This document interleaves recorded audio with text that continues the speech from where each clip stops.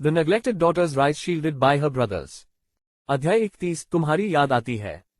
बदकिस्मती से सना दिन भर ह्यूगो के साथ ही फंसी रही। उसने ऐसा कोई इशारा नहीं किया कि वह उसे अकेला छोड़ना चाहता है और सना का दिल भी नहीं कर रहा था कि उसे भगा दे। ऐसा नहीं था कि वह उसे परेशान कर रहा था या कुछ और। इसलिए रात का खाना खत्म होने पर वह सोने से पहले चुनचुन और टियाना के साथ खेलने के लिए जल्दी से अपने कमरे में चली गई। जहां तक ह्यूगो का प्रश्न है, वह रात्रि भोजन के बाद अपने पिता से मिलने जाने से पहले कुछ देर तक अपने कमरे में आराम करता रहा। अपने पिता के अध्ययन कक्ष पर दस्तक देते हुए उसने चार्ल्स को कहते सुना, अंदर आइए। ह्यूगो अंदर गया तो उसने अपने पिता को लकड़ी की मेज के पीछे बैठे देखा। चार्ल्स ने चश्मा पहना हुआ था, उसे नाक के नीचे झुका रखा था और उसकी आंखें चश्मे के किनारे से टकरा रही थीं। ह्यूगो, तुम यहाँ क्या कर रहे हो? चार्ल्स की आवाज में आश्चर्य साफ झलक रहा था। ह्यूगो तब तक कुछ नहीं बोला जब तक वह मेज के सामने खड़ा नहीं हो गया। पापा, सना ने बताया था कि वह कल अपने चचेरे भाइयों से मिलने जा रही है। ओह, चार्ल्स थोड़ा उलझन में था। हाँ, वह करेगी। क्या मैं उसके साथ चल सकता हूँ? युवा लड़के ने बिना कोई बात घुमाए फिराए पूछा। जब से सना ने अपने चचेरे भाइयों से मिलने का जिक्र किया, जो उसके लिए भाई बहन जैसे थे, ह्यूगो की जिज्ञासा बढ़ गई। वह देखना और समझना चाहता था कि सना उन जुड़वा बच्चों को भाई बहन क्यों मानती है। जब उसे अपने पिता से कोई जवाब नहीं मिला तो उसने कहा, कृपया उसे दूर मत भेजिए।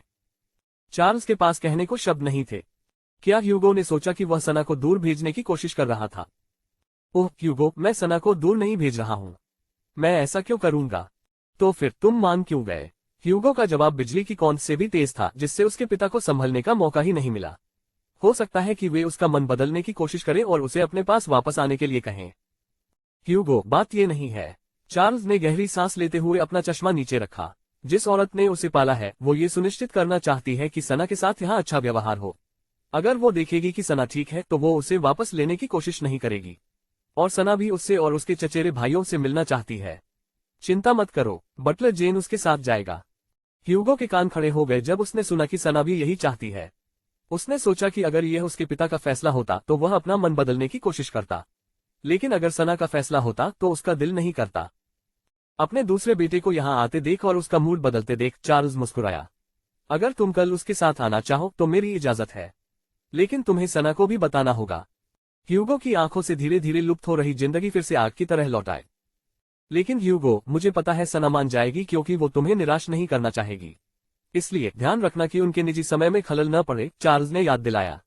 तुम पास तो रहोगे, लेकिन इतने पास नहीं कि उन्हें असहज महसूस हो। आखिरकार ये उनका निजी समय है। मैं समझ गया। ह्यूगो ने सख्ती से सिर हिलाया। शुक्रिया पापा। इतना कहने के बाद ह्यूगो ने और अधिक समय तक निष्क्रियता नहीं दिखाए और वहां से चला गया। अपने बेटे की पीठ देखते हुए चार्ल्स ने आह भरी और मुस्कुराया। ह्यूगो उस तरह का था जो उसके पास तभी आता था जब उसे कोई बात करनी होती थी। वह शायद ही कभी किसी से कोई अनुरोध करने या भीख मांगने उसके पास आता था। आखिरकार वह थोड़ा घमंडी था। मुझे खुशी है कि वह उसके साथ खुलकर बात कर रहा है, चार्ल्स खुश हुआ। मुझे उम्मीद है कि वे सब जल्द ही एक दूसरे के साथ घुल मिल जाएंगे। फिलहाल चार्ल्स अब उतना चिंतित नहीं था। सना धूप की एक ऐसी गेंद की तरह थी जो किसी का भी दिल पिघला सकती थी। वह हर चीज में बहुत खुश रहती थी, इसलिए उसे पता था कि उसके दूसरे बेटे भी यह बात समझेंगे। अपने काम पर लौटते हुए चार्ल्स ने चूहों के बारे में कुछ लेख पढ़ना जारी रखा ताकि कल उसे एक चूहा दिलाने से पहले उसके बारे में गहन जानकारी प्राप्त कर सके। अगले दिन सना दिन भर की योजना बनाने के लिए उत्साहित होकर नीचे गई, लेकिन जब वह बाहर बरामदे में पहुंची तो उसने ह्यूगो और बटलर जेन को अपना इंतजार करते देखा। दूसरे भाई, सना ने धीमे होते हुए पुकारा। दूसरे भाई, आप यहाँ क्यों हैं? बटलर जेन मुस्कुराई। सेकंड मास्टर भी आज हमारे साथ आएंगे मिस सना। क्या वह ऐसा करेगा? उसके स्कूल का क्या, या ट्रेनिंग का क्या? क्या तुम्हें कोई आपत्ति तो नहीं? ह्यूगो ने पूछा, क्योंकि उसे पता था कि उसके पिता ने उसे पहले उसकी इजाजत लेने को कहा था, लेकिन रात हो चुकी थी इसलिए उसने इसे आज के लिए टाल दिया। नहीं, सना बुदबुदाई। उसे थोड़ा शक था कि उसे साथ ले जाना ठीक रहेगा या नहीं। हालांकि जब वह पहले से ही यहाँ था तो वह उसे यूं ही मना नहीं कर सकती थी। ये देखकर कि वह संतुष्टि से मुस्कुरा रहा है, सना का थोड़ा सा संदेह दूर हो गया। तो फिर क्या हम चलें? बटलर जेन ने प्रस्ताव रखा और दोनों ने उसकी बात सुनने में कोई संकोच नहीं किया। सना और ह्यूगो पीछे की सीट पर बैठ गए जबकि बटलर जेन आगे की सीट पर था। चुनचुन को उनके बीच एक पालतू जानवर के करीब में रखा गया था, जबकि टियाना ह्यूगो के सिर के ऊपर थी। टियाना को वहां रखना थोड़ा खतरनाक था, लेकिन वे अभी भी कार में थे इसलिए उन्हें कोई आपत्ति नहीं थी। इसके अलावा टियाना को उसका सिर पसंद आ रहा था। जब वे अपने गंतव्य पर पहुंचे तो तीनों ने पशु चिकित्सक की बात मानी जब उसने उन्हें पालतू जानवरों को खुश रखने के लिए कुछ जरूरी सलाह दी। पशु चिकित्सक ने खास तौर पर टियाना पर ध्यान दिया क्योंकि बरसाती मेंढक को पालना ज्यादा नाजुक काम था। जहां तक चुनचुन की बात है, उसे टीका लग गया था। उसने इस बात पर खूब हंगामा मचाया तो सना ने उसे पूरे प्यार से मनाने की कोशिश की। कुछ घंटों बाद वे जिन सिटी के शॉपिंग सेंटर की ओर चल पड़े, जहां वे सना की चाची और चचेरे भाइयों से मिलने वाले थे। सना मॉल के प्रवेश द्वार के सामने कार से उतरी ही थी कि उसने परिचित आवाजें सुनी। सना, सना। वह मुड़ी और आवाजों का पीछा करने लगी और उसका चेहरा तुरंत उत्साह से चमक उठा। सना जुड़वां बच्चों की ओर दौड़ी, जिससे युगी तेजी से दौड़कर आधे रास्ते में उससे मिलने आया। सना को अपनी ओर दौड़ता देख युगी मुस्कुराया। मुझे तुम्हारी याद आती है। जैसे ही सना अचानक उसके पास से भागी, उसकी मुस्कान तुरंत गायब हो गई। यूरी। सना ने जल्दी से यूरी का हाथ पकड़ लिया और उसकी हालत ऊपर से नीचे तक जांचने लगी। अब तुम ठीक तो हो? यूरी अपनी खुशी रोक नहीं पाए और उसने खुलकर सिर हिलाया। मैं अभी भी दवाइयां ले रही हूं, लेकिन अब मैं बिल्कुल ठीक हूं। ओह, भगवान का शुक्र है। सना ने राहत की सांस ली। अब वह यूरी की स्वास्थ्य स्थिति को लेकर चिंतामुक्त थी। जेसा ने उनका ध्यान खींचने के लिए जोर से गला साफ किया। जैसे ही सना ने उसकी तरफ देखा, जेसा झट से उसके पास गई, मानो कोई दुष्ट मां अपनी बच्ची को बातों से जहर देने वाली हो। सना, मैं तुम्हारे लिए कुछ लाया हूं। हम। यूरी ने मधुर मुस्कान के साथ कहा। जब मां को तुम्हारे पिताजी की बात पता चली तो वह बहुत खुश हो गईं, इसलिए उन्होंने सारी रात हमारे लिए लंच बॉक्स बनाने में बिता दी, जिसमें हमारी सभी पसंदीदा चीजें थीं। जेसा गर्व से मुस्कुराई, जबकि सना थोड़ा सशंकित थी। क्या यूरी बड़ा चढ़ाकर कह रहा था? सना सोच भी नहीं सकती थी कि जेसा ऐसा करेगी, लेकिन उसने यह बात जाहिर नहीं की। जब चारों फिर से मिले और खुशी खुशी बातें करने लगे, बटलर जेन और ह्यूगो दूर खड़े होकर देख रहे थे। ह्यूगो ने अपना सिर झुकाया और टियाना, जो अभी भी उसके सिर के ऊपर थी, ने भी अपना सिर झुका लिया। उसकी नजर में सना घर की तुलना में कहीं ज्यादा जिंदादिल और चंचल थी। ये बात भले ही साफ तौर पर न लगे, लेकिन उसे हमेशा लगता था कि सना घर में कभी भी अपनी हिफाजत नहीं छोड़ती। अब ये देखकर इस बात की पुष्टि हो गई। जहां तक बटलर जेन की बात है, वो पिछले 13 सालों से सना और उन लोगों पर नजर रखते हुए पालतू जानवरों का वाहक लेकर घूम रहा था जिन्हें वह अपना परिवार कहती थी। उसने कॉटेज परिवार के बारे में और उन्होंने सना का शोषण कैसे किया, इस बारे में बहुत कुछ सुना था। लेकिन अब जो वह देख पा रहा था, उससे लग रहा था कि उनके बीच एक अच्छा रिश्ता भी है। क्या मिसेस कॉटेज ने सचमुच उसका शोषण किया था? बटलर ने जेसा की बॉडी लैंग्वेज देखते हुए सोचा। हालांकि वह एक सच्ची इंसान लगती है। अध्याय 32। क्या आप मेरा साथ देंगे? सना जेसा से इसलिए मिलना चाहती थी क्योंकि उसे लगता था कि उसकी चाची अपनी बुरी आदतों पर लौट आई है। जब सना कॉटेज परिवार में थी, तब जेसा को हमेशा जुआ खेलने का शौक रहता था। लेकिन सना की गतिविधियों और प्रतियोगिताओं के कारण उसकी महाजोग नाइट्स रोजाना से बढ़कर हफ्ते में कुछ बार, फिर हफ्ते में एक बार और फिर महीने में एक बार होने लगी। सना अब घर में नहीं थी और जेसा को अब कोई भी काम व्यस्त नहीं रख सकता था। जेसा के अपनी बुरी आदतों पर वापस लौटने की संभावना बहुत ज्यादा थी और इसीलिए वह बेनेट्स को परेशान कर रही थी। लेकिन सना को एहसास हुआ कि वह शायद गलत हो सकती है। जेसा ने सना और जुड़वां बच्चों के लिए जो सुंदर बेंटो बॉक्स तैयार किया था, उसे देखकर सना दंग रह गई। सब कुछ सुंदर और स्वादिष्ट लग रहा था। सब कुछ वाकई उनका पसंदीदा था। जेसा को खाना बनाना ज्यादा पसंद नहीं था, लेकिन सना इस बात से इनकार नहीं कर सकती थी कि जेसा में रसोई में काम करने की जन्मजात प्रतिभा थी। अगर ऐसा न होता तो सना इतनी बड़ी नहीं होती। सना, ये तुम्हारी पसंदीदा है। यूरी बेसब्री से सना की प्रतिक्रिया का इंतजार कर रही थी। सिर्फ उसकी ही नहीं, बल्कि युगी और जेसा की भी। फिर उसने एक डिश की ओर इशारा किया। हमने इसमें माँ की मदद की है। सना ने धीरे से अपना सिर उठाया और उनके चेहरों पर मिले जुले भाव देखे। एक पल बाद उसने अपने होंठ इतने सिकोड़ लिए कि उसके दांत पूरी तरह से दिखाई देने लगे। ये बहुत स्वादिष्ट लग रहे हैं आंटी, उसने उत्साह से कहा, जिससे जेसा ने अहंकार में सिर हिला दिया। बिल्कुल, मैंने इन्हें खुद बनाया है और जुड़वां बच्चों ने भी थोड़ी मदद की। जेसा ने खुश होकर जल्दी से आग्रह किया। चलो बच्चों, जब तक ये गर्म है इन्हें चख लो। तीनों ने एक साथ सिर हिलाया और गुनगुनाया। इतना कहकर जेसा खुशी खुशी उन तीनों को खाते हुए देख रही थी। उनकी चमकती आंखों ने उसे बहुत संतुष्टि दी और उनका और खाने की उत्सुकता उसे पुराने दिनों की याद दिला रही थी। जेसा को रसोई में रहना पसंद नहीं था, लेकिन अगर वह इन बच्चों को खाना न खिलाए तो उन्हें बहुत बुरा लगता था। इसके अलावा तीनों बच्चे उसकी हर चीज की कद्र करते थे, इसलिए उसे रसोई में थोड़ा समय बिताना बहुत अच्छा लगता था। ये बहुत अच्छा है, सना ने चबाते हुए बुदबुदाया और जेसा की ओर एक नजर डाली। अपनी आंटी की हल्की प्रतिक्रिया देखकर उसके कड़े कंधे ढीले पड़ गए। सना खुश थी कि जेसा के अपनी बुरी आदतों पर लौटने के बारे में उसकी राय गलत थी। फिर भी जेसा बेनेट्स को क्यों परेशान कर रही थी? बटलर जेन और ह्यूगो, जो फूड कोर्ट के पास ही थे, ये सब होते हुए देख रहे थे। भोजन के आधे समय में खाने की अपेक्षा बातें अधिक होने लगी, मानो वे टाल मटोल कर रहे हों। सना, क्या उस अमीर घराने में कोई तुम्हें तंग कर रहा है? युगी का चेहरा गंभीर था। मुझे बताओ, मैं उसे सबक सिखा दूंगा। सना को तुरंत स्लेटर का ख्याल आया। यूरी की आंखें भी कठोरता से जल उठीं। सना, अगर वे ऐसा करते हैं तो तुम्हें उन्हें सबक सिखाना चाहिए। उन्हें तुम्हें आसानी से मात न देने देना। ठीक है, यूगी ने सिर हिलाया। चिंता मत करो, अगर वे तुम्हें घर से निकाल भी दें तो भी हमारा घर तुम्हारे लिए हमेशा खुला है और हम हमेशा की तरह साथ में मस्ती करेंगे। उनकी बातें सुनकर सना का दिल भर आया और उसने दोनों को घूर कर देखा। याद आया कि वे पहले कितने क्रूर थे और उसे उन दोनों के बदल जाने पर गर्व हुआ। उसने खुद को रोक नहीं पाया और मन ही मन उसकी पीठ थपथपाई इस अच्छे काम के लिए। यूगी सही कह रही है सना। जैसा जल्दी से अपनी जगह से सना की तरफ खिसक गई। लेकिन भतीजी, चिंता मत करो, मैं तुम्हारे साथ हूँ। तुम्हें किसी भी बात की चिंता करने की जरूरत नहीं है क्योंकि इस महान चाची के पास पहले से ही एक योजना है। सना ने जैसा की तरफ देखा और अपना सिर एक तरफ झुका लिया। उसकी गोल आंखें मासूमियत से झपक उठी और बुदबुदाया, क्या तुम मेरा साथ दोगी? हे, माँ बेनेट से कह रही है कि उस बदमाश को भेज दें, यूरी ने बताया, जिससे सना की भौहें तन गईं। गलतफहमी से बचने के लिए यूरी ने यह भी कहा, हमें डर है कि वह अपना इलाका तय कर लेगी और आपको परेशान कर देगी, इसलिए बेहतर होगा कि वह रास्ते से हट जाए। माँ उसे रास्ते से हटा देगी। जरूर रखूंगी। मुझे यकीन नहीं हो रहा कि बेनेट्स उस औरत के बच्चे को रख रहे हैं।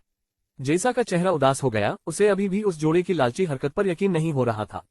उन्हें अपना असली बच्चा तो मिल ही गया, लेकिन वे दूसरे बच्चे को भी अपने पास रखना चाहते हैं। कितनी बेपरवाही है। तो यही कारण था कि जैसा अपने माता पिता को परेशान कर रही थी। सना का चेहरा बिगड़ गया। वह भावुक तो हुई, लेकिन साथ ही ऐसा लग रहा था जैसे वे खलनायक हों, सिंड्रेला की चमक छीनने के लिए कोई बुरी योजनाएं रच रहे हों। फिर भी जैसा नीना को क्यों ले जाना चाहेगी? क्या ये सचमुच उसके लिए था या उसे और पैसे चाहिए थे? ये सोचकर सना की भौहें तन गईं। आंटी, नीना ठीक है और मेरे माता पिता उसे बहुत प्यार करते थे। बकवास। जैसा के बड़बड़ाने पर सना सिहर उठी। अगर वे उसे प्यार करते थे तो तुम्हारा क्या, मेरा क्या? भतीजी, किसी को रास्ता देना बुरा नहीं है, लेकिन कभी कभी तुम्हें अपनी बात पर अड़ा रहना और अपनी रक्षा करना सीखना पड़ता है। जैस ने फिर जल्दी से अपना सिर नीचे करके सना के बराबर कर लिया। मुझे पता है तुम बहुत उदार हो, लेकिन मैंने तुम्हें उनके पास इसलिए नहीं भेजा कि तुम एक भिखारी जैसी दिखो जिसे अपना पेट भरने के लिए संघर्ष करना पड़ता है। हो सकता है कि तुम्हारे खाने पीने की आदतों के कारण तुम थोड़ी भिखारी बन सको, लेकिन यह अलग बात है। सना की आंखें झपक गईं। उसे जैसा की दृढ़ इच्छाशक्ति पसंद थी, लेकिन साथ ही क्या उसे यह याद दिलाना जरूरी था कि वह एक छोटी भिखारी है? पहले जैसा अक्सर कहती थी कि वह पूरे परिवार को खाकर कंगाल कर देगी। फिर भी उसने सना को खाने से कभी नहीं रोका। सना ने इसे जैसा कि अपनी पढ़ाई की प्रतियोगिता के लिए दिमाग को सक्रिय रखने का बहाना मान लिया। आखिरकार सना ने उसे यही बताया था। सना ने इस पूरी बहस का मर्म समझते हुए अपना गला साफ किया। आंटी, मेरे माता पिता लालची नहीं हैं। वे बस दयालु लोग थे, बहुत दयालु लोग, इतने दयालु कि दूसरे हमेशा उनका फायदा उठाने की कोशिश करते थे। तो फिर उन्हें मेरा शुक्रिया अदा करना चाहिए, जैसा ने मुंह बिचकाते हुए कहा। वह छोटा सा बदमाश उनका फायदा उठा रहा है और मैं तो बस उन्हें बचा रही हूँ। इस बार सना अवाक रह गई। ये सच था कि उसके माता पिता अपनी भलाई के लिए बहुत ज्यादा दयालु थे। उसने सोचा था कि जैसा को दोबारा सोचना पड़ेगा और वह अपना मन बदल लेगी, लेकिन ऐसा लग रहा था कि जैसा पहले ही मन बना चुकी थी और उसे जानते हुए भी एक बार जब वह किसी बात पर मन बना लेती तो वह किसी भी हद तक जा सकती थी। लेकिन आंटी, सना चिंतित थी, बेबसी से अपने होंठ भींचते हुए। अगर आप ऐसा करेगी तो शायद वे मुझसे नफरत करने लगेंगे। उसने बेनेट परिवार से बाहर जाने की योजना बनाई थी, लेकिन सना किसी बुरे नतीजे पर नहीं जाना चाहती थी। उसे उनके द्वारा, खासकर अपने भाइयों द्वारा नजरअंदाज किए जाने से कोई एतराज नहीं था, लेकिन साथ ही वह ये भी नहीं चाहती थी कि वे उससे नफरत करें। यदि जैसा ने नीना को उनसे दूर कर दिया तो इसका दोष अनिवार्य रूप से सना पर आ जाएगा। सना की बात सुनकर जैसा का उग्र भाव धीरे धीरे गायब हो गया। ये बात उसे समझ नहीं आई। सना, चिंता मत करो। यूरी ने सना का हाथ थाम लिया और प्यार से मुस्कुराया। चाहे पूरी दुनिया तुमसे नफरत करे, मैं तुमसे और भी ज्यादा प्यार करूंगा। सना ने धीरे से यूरी की ओर देखा और उसे बहुत अच्छा लगा। यूरी ने सिर हिलाया और कहा, अगर वे तुमसे नफरत करते हैं तो इसका मतलब सिर्फ इतना है कि वे अपनी नकली बेटी से ज्यादा प्यार करते हैं। तब तो तुम्हें घर आ जाना चाहिए क्योंकि वे तुम्हारे लायक नहीं हैं। वे शुरू से ही तुम्हारे लायक नहीं थे। छी!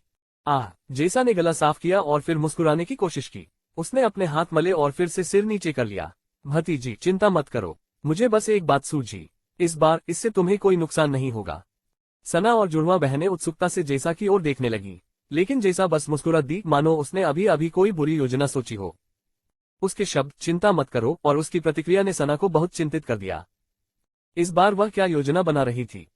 चलो अभी इस बारे में बात नहीं करते। जैसा किसी कारण से खुश लग रही थी। सना ने चुपचाप गहरी सांस ली और अपनी सबसे प्यारी अभिव्यक्ति दिखाई। आंटी, मैं यह नहीं पूछूंगी कि आपने अभी क्या सोचा है, लेकिन क्या आप मुझसे एक बात का वादा कर सकती हैं? जैसा ने भौहें उठाई, कुछ अपनापन सा महसूस करते हुए। जब वह अपने पति के सामने क्यूट बनने की कोशिश कर रही थी तो वह ऐसी ही लग रही थी। क्या तुम मुझसे वादा कर सकते हो कि तुम नीना को चोट नहीं पहुंचाओगे? यह अनुरोध सुनकर जैसा की भौहें तन गईं। ऐसा नहीं था कि वह किसी बच्चे के साथ बुरा व्यवहार करती। वह पहले वाली बदमिजाज औरत जैसी नहीं थी। और क्या आप कृपया मेरे माता पिता को कष्ट नहीं देंगे? सना ने एक पिल्ला जैसी नजर से कहा, उम्मीद करते हुए कि यह जैसा के बर्फ जैसे ठंडे दिल को छू लेगा। जैसा ने बड़बड़ाते हुए कहा, तुम्हारे माता पिता बहुत कमजोर और निराशाजनक रूप से अनिर्णायक हैं। उसने जीभ चटकाई और सना की तरफ देखा, जो अभी भी उसे उम्मीद भरी नजरों से देख रही थी। ठीक है, मैं उन्हें फिर से परेशान नहीं करूंगी। ऐसा नहीं है कि मैंने किया था, मैंने तो बस उन्हें सच बता दिया। क्या नाटकीय जोड़ा है जो अपनी सुरक्षा के लिए एक बच्चे के पीछे छिप रहा है। छी! ये सुनकर सना संतोष से मुस्कुराई। जैसा भी मन ही मन खुश थी, हालांकि वह उस जोड़े को काटने से खुद को रोक नहीं पा रही थी। खैर, अपना खाना खत्म करो। तुम तीनों के पास मम्मी की शॉपिंग में मदद करने के लिए पूरा दिन था, ठीक है? यूरी और युगी ने उदासीनता से सिर हिलाया, जबकि सना ने अपनी नाक सिकोड़ ली। जब उसने सोचा कि जैसा में पूरी तरह से बदलाव आ गया है, तो वह भी गलत थी। वह अब भी उन्हें अपनी छोटी छोटी सहायकों की तरह मानती थी। फिर भी जैसा सना की यादों से कहीं ज्यादा सहनशील थी। अध्याय 33। कोई भी विश्वास नहीं करेगा कि ऐसा हुआ था। जैसा ने दिन भर अपने लिए खरीदारी की और तीनों बच्चे उसकी चीजें धोते रहे। जुड़वा बच्चे और सना उसकी छोटी सहायक जैसी लग रही थी। उसने इतना कुछ खरीदा कि बटलर जेन और ह्यूगो को भी कुछ सामान धोना पड़ा। जैसा के पीछे चलते हुए बच्चे उन बक्सों को गले लगा रहे थे जो लगभग उनके सिर तक पहुंच रहे थे। सना, तुम्हारा नया स्कूल कैसा था? यूरी ने उत्सुकता से पूछा। क्या यह अच्छा स्कूल है? मैं अपने नए स्कूल में नहीं गया। लेकिन क्यों? सना के दूसरी तरफ चल रहा युगी उलझन में था। तुम पूरी सर्दी स्कूल नहीं गई? क्या ऐसा हो सकता है? माना जा रहा था कि सना को बेनेट के घर में आने के एक हफ्ते बाद ही उसके नए स्कूल में ट्रांसफर कर दिया जाना चाहिए था। लेकिन सना की शैक्षणिक उपलब्धियों और उसके माता पिता के रिश्ते की वजह से सना पूरी सर्दी की छुट्टी लेने में कामयाब रही। क्योंकि मैं स्मार्ट हूँ, हे, वह खिलखिलाकर हंसी। उसकी आंखें अर्धचंद्राकार हो गईं। जुड़वा भाई मुंह बनाकर बोले, कितना अच्छा है कि तुम स्कूल से छूट जाओ। ओह, मैं स्नैक्स भूल गई, वे मेरी जेब में हैं। सना ने अपने बड़े कूल्हों को एक तरफ हिलाते हुए कहा, मानो वह बताना चाहती हो कि वह किस जेब की बात कर रही है। सना, हमने अभी अभी खाना खाया है और तुम्हारी स्कर्ट में जेबें हैं। उस तरफ खड़ा युगी उसकी झालरदार गुलाबी ड्रेस को देख रहा था। उसकी ड्रेस बहुत सुंदर थी और सना छोटी और चौड़ी होने के बावजूद उसमें प्यारी लग रही थी। मैंने इसे जेबों के कारण ही पहना था। चलो। सना अपने कूल्हों को लगभग ऐसे हिलाती रही जैसे वह नाच रही हो। रुको। युगी ने अपनी मां की खरीदी हुई चीजों को अपनी बांह पर सावधानी से थामे रखा, उन्हें संतुलित रखते हुए, जबकि उसका दूसरा हाथ उनकी जेबों में गया। उसने अंदर कुछ रैपर महसूस किए और उन्हें जेब समेत बाहर निकाला। यूरी ने अपना सिर झुकाकर देखा कि सना उनके लिए क्या लाई है। कैंडीज।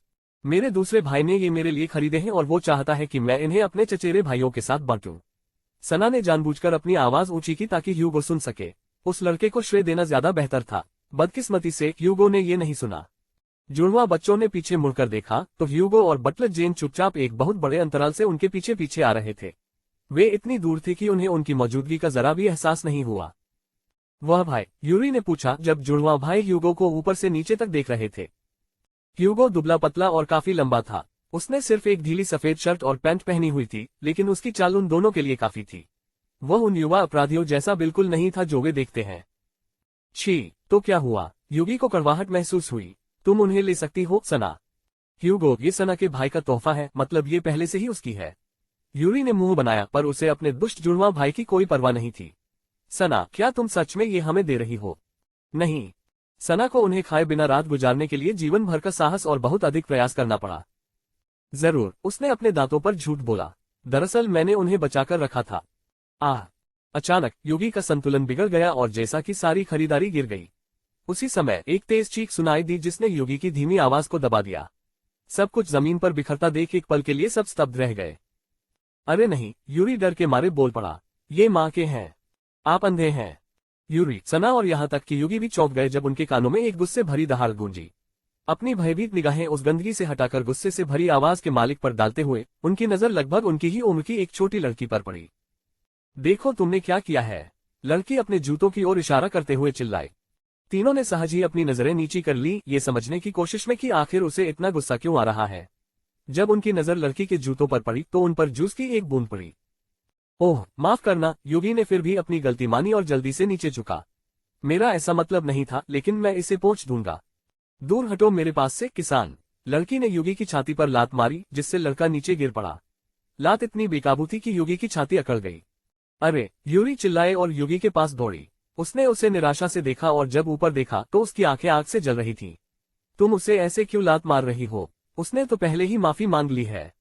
उसकी वजह से मेरा जूस मेरे जूतों पर गिर गया, और फिर वो उन्हें अपने गंदे हाथों से पोंछने की योजना बना रहा है। क्या तुम पागल हो? यूरी और युगी इस बेतुके रवैये से इतने स्तब्ध थे कि उनके पास कहने के लिए शब्द नहीं थे। उन्हें लगता था कि उनकी माँ जब गुस्से में होती है तो पहले से ही बहुत बुरी होती है, लेकिन ये बच्चा उनके जूतों पर जूस की एक बूंद गिरने पर इतना हंगामा कर रहा था। छोटी मिस, हमें इस बात का बहुत अफसोस है। मुझे पता है कि यह हमारी गलती है, लेकिन सना ये सोचते हुए चुप हो गई कि उस लड़की के जूतों की कीमत कितनी होगी। उसके पास अभी भी थोड़े पैसे हैं, लेकिन वो तो बस एक बूंद ही थे। ये सोचकर उसकी भौहें तन गईं। ये तो बस एक बूंद थी। तुम इतना हंगामा क्यों कर रहे हो? तुम मेरे भाई जैसे हो। बड़ा बखेड़ा है। जवान लड़की और भी भड़क उठी। क्या तुम्हें पता है इनकी कीमत कितनी है? हम बच्चे हैं, हमें कैसे पता? युगी ने चिढ़कर जीभ चटकाए। लड़की का चेहरा उत्तेजना से लाल होने लगा था। कोई भी अंदाजा लगा सकता था कि वह तेजी से अपने उबाल पर पहुंच रही है और फटने ही वाली है कि अचानक एक आवाज ने उसे पुकारा, पेट्रिसिया। लड़की का चेहरा सख्त हो गया और मानो जादू से उसके चेहरे पर अचानक एक मीठी मुस्कान आ गई। जब वह मुड़ी तो गुस्से वाली चीख गायब हो गई और उसकी जगह एक मीठी पुकारने ले ली, भाई थियोटिल्ड। तीनों ये देखकर लगभग हैरान रह गए कि युवती का गुस्सा इतनी जल्दी कैसे शांत हो गया। उन्होंने बड़े भाई थियो की तरफ देखा तो सिर्फ एक 17 साल का लड़का आता हुआ दिखाई दिया। यहाँ क्या हो रहा है? लड़के ने पूछा और तीनों को अपने जीवन में अब तक का सबसे शानदार अभिनय देखने को मिला। उस लड़के के पास बहुत ज्यादा सामान था, इसलिए वो मुझसे टकरा गया और मेरा जूस मेरे जूतों पर गिर गया। लड़की के चेहरे पर एक प्यारी और फरिश्ते जैसी मुस्कान थी। उसने मेरे जूते पोंछने की कोशिश की, लेकिन मैंने उससे कहा कि इसकी जरूरत नहीं है।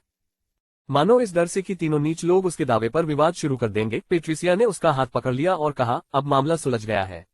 भाई थियो, हमें जाना चाहिए। हम पहले ही स्थिति को समझ चुके हैं और इसे सुलझा चुके हैं। ओह, थियो ने अपने पतले चश्मे से उन्हें देखा और सिर हिलाया। उसने तीनों को मुस्कुराकर देखा और बिना कुछ कहे वे आगे बढ़ गए।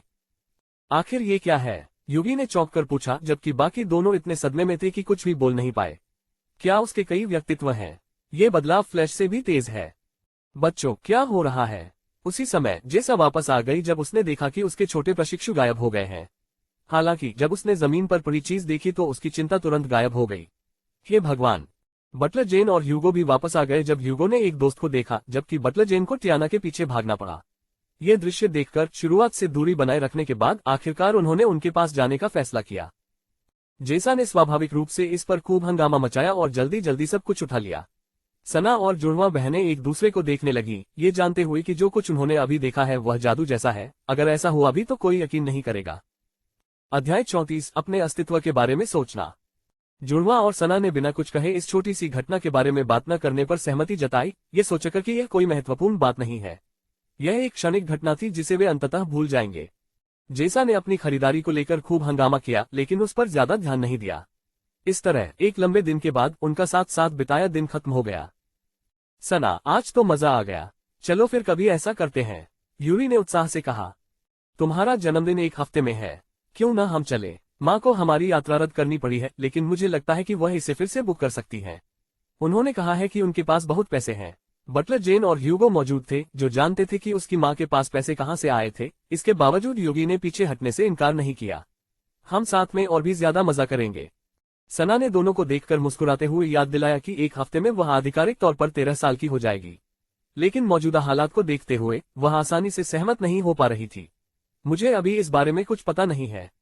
सना, इसकी भी चिंता मत करो, जेसा बोली, और फिर से सना ने संदेह के साथ अपनी चाची की ओर देखा। जेसा बार बार कहती रही कि चिंता मत करो, लेकिन सना का प्रभाव हर बार विपरीत ही होता था। हम तुम्हारा जन्मदिन किसी और दिन भी मना सकते हैं, फुफुफू टिल्ड। जेसा अपने हाथ के पिछले हिस्से से अपने मुंह के कोने को ढांकते हुए बुरी तरह हंसी। कोई भी इस भाव को लेकर चिंतित हो सकता है। ह्यूगो, जो सना के पीछे खड़ा था, अपनी बहन की तरफ नजरें झुकाए बिना नहीं रह सका। ठीक है, नीना का जन्मदिन एक हफ्ते में है, इसका मतलब सना का भी जन्मदिन है। ह्यूगो को इस बात का दुख था कि यह बात अभी तक उसके समझ में नहीं आई थी। आंटी, सना ने हार मानकर आह भरी, आप डरावनी हैं। जेसा और भी जोर से हंसी। भतीजी, मुझसे मत डरो, पर कुछ लोगों को तो डरना ही चाहिए। हाँ, खैर, वापस आते वक्त अपना ध्यान रखना। जेसा ने खुद को संभाला और खास तौर पर बटलर जेन की तरफ देखा। और बेहतर होगा कि तुम उसका अच्छे से ख्याल रखना। अगर नहीं रखा तो तुम सबसे पहले इंसान होगे जिसे मैं चीर दूंगी। जेसा ने बटलर जेन को जो चेतावनी दी उसे सुनकर सना का गला रुंध गया। आंटी। बटलर जेन को कोई आपत्ति नहीं थी। हाँ मिसेस कॉटेज, मैं इसे ध्यान में रखूंगा।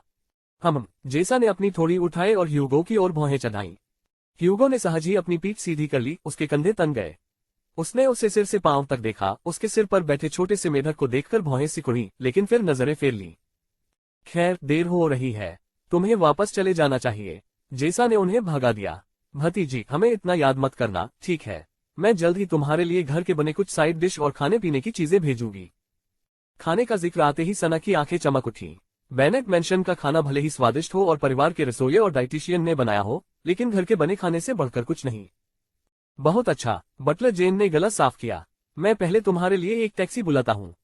जेसा ने उपेक्षापूर्वक हाथ हिलाया और उसकी बात काटते हुए कहा, इसकी कोई जरूरत नहीं है। मेरे पति हमें लेने आ रहे हैं। हमारे पास कार है, तुम्हें पता है। क्या तुम जानती हो? सना ने अचानक कहा, लेकिन उसे एहसास हुआ कि जेसा को उसे भेजने के लिए जो पैसा मिला था, उससे कम से कम 4 नई कारें खरीदी जा सकती थी, जिनका पूरा भुगतान हो चुका था। मैं समझ गया। बटलर जेन ने सिर हिलाया और एक कदम आगे बढ़ा। तो मैं इन्हें छोड़ दूंगा। बटलर जेन फिर से चुप हो गया क्योंकि जेसा ने जोर से हाथ हिलाया। उसकी भौहें उलझन में उठ गईं। वह और ह्यूगो अभी भी जेसा की खरीदी हुई चीजों के डिब्बे उठाए हुए थे। ये डिब्बे मेरी भतीजी के लिए हैं। जेसा ने उनकी बाहों में रखे डिब्बों की ओर इशारा किया। ये मेरी तरफ से उसके लिए तोहफे हैं। ऊपर वाला तुम्हारा है। मेरे लिए, बटलर जेन ने दोहराया। उसे थोड़ा संदेह था कि क्या उसने उसे सही सुना है। जेसा ने सिर हिलाया और ह्यूगो को एक नजर देखा। मैंने भी तुम्हारे लिए कुछ लिया है। तुम शायद थोड़े अपराधी लग रहे हो, लेकिन शुक्र है कि तुम सना के भाई हो। उसे तंग मत करो, वरना मैं तुम्हें दिखा दूंगी कि असली अपराधी क्या होता है। थोड़ा अपराधी? सना, बटलर जेन और ह्यूगो ने जेसा को भावशून्य दृष्टि से देखा। ह्यूगो का कौन सा अंग अपराधी सा लग रहा था? सबसे जरूरी बात, वह इतनी आलोचनात्मक क्यों थी? क्या उसने ये कहावत नहीं सुनी थी कि किताब को उसके आवरण से मत आंकिए? इसे रिश्वत समझो ताकि तुम मेरी भतीजी का ख्याल रखो, जेसा ने घमंड से समझाया, हाथ हिलाते हुए मानो किसी की आंखों को दूर भगा रही हो। अब शुक्रिया मत अदा करो। जाओ, भागो। बटलर जेन ने एक पल बाद होश संभाला और उन्हें मुस्कुराकर देखा। उसने ह्यूगो और सना को कार में बिठाया और ड्राइवर ने बक्सों को डिक्की में रखने में उनकी मदद की। 5 मिनट से भी कम समय में उनकी कार तेजी से भाग गई। जेसा और जुड़वां बच्चे उसी जगह खड़े रहे और कार के पिछले हिस्से को घूरते रहे। जब कार चींटी जितनी छोटी रह गई तो युगी ने अपनी माँ की तरफ देखा। माँ, क्या आपने और पिताजी ने कार खरीदी? क्या अब हमारे पास कार है? यूरी ने भी उसी उत्सुकता भरी आंखों से अपनी माँ की ओर देखा। क्या पिताजी कंपनी के साथ देहात की यात्रा पर नहीं गए थे? बेशक, हमारे पास कार नहीं है, जेसा ने अपनी नाक सिकोड़ते हुए कहा। लेकिन आपने उन्हें ये क्यों बताया कि हमारे पास भी एक है? जुड़वां बच्चों ने एक साथ पूछा। क्या तुम चाहती हो कि तुम्हारी माँ उन पर एहसान करे? अगर मैं ऐसा करूं तो वे इसका इस्तेमाल मुझे सना की मौसी होने का कलंक लगाने के लिए कर सकते हैं। जेसा ने जीभ चिटकाए। और हम गाड़ी कहाँ खड़ी करेंगे? हमारे पास अभी पैसे तो हैं, लेकिन हम उन्हें यूं ही उड़ा नहीं सकते। इसीलिए वह हमेशा उन दुकानों की तलाश में रहती थी जहां भारी छूट मिलती हो। जुड़वां बच्चों के होंठ आकार के हो गए और उन्होंने समझ में सिर हिलाया। तो यही वजह है। माँ, आप वाकई बहुत होशियार हैं। युगी ने अपनी माँ की तेज सोच पर तुरंत सहमति जताई। अब वे हमें नीची नजर से नहीं देखेंगे। माँ, आपको सना से कुछ दिन हमारे साथ रहने के लिए कहना चाहिए। यूरी ने सुझाव दिया, ये सोचकर कि अब सना का परिवार उन्हें नीची नजरों से नहीं देखेगा। जेसा एक बार फिर बुरी नजर से मुस्कुराए। इसकी चिंता मत करो बच्चों, तुम्हारी माँ ने सब कुछ संभाल रखा है। बेनेट हवेली में वापस चार्ल्स एलिसन के साथ सोफे पर बैठा था। उसकी बाहें उसकी टांगों पर टिकी थीं, उसकी नजरें बड़े पिंजरे और उसके अंदर मौजूद चूहे पर टिकी थीं। उसके मुंह पर लंबे और घने भूरे सफेद बाल थे, जिससे वह फूला हुआ लग रहा था। वह अपने विशाल पिंजरे के अंदर चुपचाप खा रहा था। एलिसन ने अपने पति और कॉफी टेबल पर रखे चूहे के बीच आंखें घुमाई। चार्ल्स, क्या तुम्हें यकीन है कि सना ने इसी तरह का चूहा मांगा था? हाँ, 100%। चार्ल्स गंभीर होकर चूहे पर नजर गड़ाए रहा। ये प्यारा लग रहा है ना? एलिसन ने चूहे की ओर देखा और झिझकते हुए कहा, मुझे नहीं पता। मैं उसे बिना बालों वाला ही दिलवा देता, लेकिन ये तो सबसे प्यारा है जो मैंने देखा। चार्ल्स ने गहरी सोच में डूबकर अपनी ठुड्डी रगड़ी। क्या तुम्हें लगता है सना को ये पसंद आएगा? उसने घर में आए नए पालतू जानवर से नजरें हटाईं और एलिसन की ओर मुड़ा। या फिर मुझे उसके लिए कोई और पालतू जानवर ले आना चाहिए, बस छोटे वाले की तरह? एलिसन ने आश्चर्य जताया। चार्ल्स, मुझे लगता है सना इसे पसंद करेगी। एलिसन ने फिर भी उसकी पीठ थपथपाते हुए उसे खुश करने की कोशिश की। चाहे तुमने उसे ये वाला दिया हो या बिना बालों वाला, तुम्हारी कोशिशें सबसे जरूरी हैं। चार्ल्स ने आह भरी, फिर भी उसे तसल्ली नहीं हुई। उसकी बेटी प्यारी थी और उसे अपनी बेटी होने पर गर्व था। वह उसे निराश नहीं करना चाहता था। उसी समय हेन्स हवेली पहुंच गया। जब उसने उस जोड़े को बैठक में देखा तो वह उनके पास गया। उसकी नजर पिंजरे पर पड़ी और उसने अपना सिर नीचे करके देखा कि अंदर क्या है। जैसे ही हेन्स ने चार्ल्स द्वारा सना के लिए लाए गए पालतू जानवर को देखा, उसका चेहरा खिल उठा। हेन्स, क्या तुम्हें लगता है कि उसे यह पसंद आएगा? परेशान चार्ल्स ने घबराहट से पूछा, जिससे हेन्स अविश्वास से उसकी ओर देखने लगा। चार्ल्स, क्या ये खरगोश है? क्या नहीं? तो फिर ये उसकी बिल्ली से बड़ा कैसे है? हेन्स ने चौंकते हुए नीचे बैठते हुए उसे करीब से देखने की कोशिश की। ये तो चूहा है। चार्ल्स ने आह भरी और अपनी बात समझाई। मैं नहीं चाहता कि सना को उसे ढूंढने में कोई दिक्कत हो। ठीक है, सना अपने पालतू जानवरों को बगीचे में खेलने देना पसंद करती है। और हाँ, चूहा बड़ा हो तो अच्छा है ताकि उसकी बिल्ली उसे न खाए। जब मैंने उसे खरीदा था तो मैं उसके बचने के बारे में सोच रहा था। हेन्स और एलिसन अवाक रह गए। अध्याय 35। पिताजी, यह एक अजीब दिखने वाली बिल्ली है। हेन्स और एलिसन चार्ल्स को घूरते रहे, समझ नहीं पा रहे थे कि हंसे या रोए। चार्ल्स की आदत थी कि जब वह चीजों को बिगाड़ना नहीं चाहता था तो वह बहुत ज्यादा सोचता था और अंततः गड़बड़ कर बैठता था। ऐसा अक्सर एलिसन के साथ उसके प्रेम प्रसंग के दौरान होता था और यहाँ तक कि उनकी शादी के बाद भी। एलिसन ने आह भरी और मुस्कुराई, ये सोचकर कि उसके पति का ये गुण उसके आकर्षण में से एक है। चार्ल्स, मुझे लगता है कि यह वाकई बहुत प्यारा है। आकार असामान्य है, लेकिन मुझे लगता है सना को ये पसंद आएगा। हेन्स ने सहमति जताई। हालांकि हो सकता है, बस हो सकता है, बस थोड़ा सा सरप्राइज हो। तुम्हें ऐसा लगता है? चार्ल्स ने आह भरी और दोनों के बीच अपनी नजरें घुमाई। हेन्स और एलिसन ने उस आदमी के लिए बुरा महसूस करते हुए सिर हिलाया। वे बस यही उम्मीद कर रहे थे कि सना अपने पिता के प्रयासों को समझेगी। चार्ल्स तब से चूहों पर शोध कर रहा था जब से उसने उसे इसके बारे में बताया था। जिन लोगों पर वह सबसे ज्यादा भरोसा करता था, उनसे ऐसा आश्वासन पाकर चार्ल्स को थोड़ा बेहतर महसूस हुआ। लेकिन कुछ ही देर बाद उसका फोन बज उठा।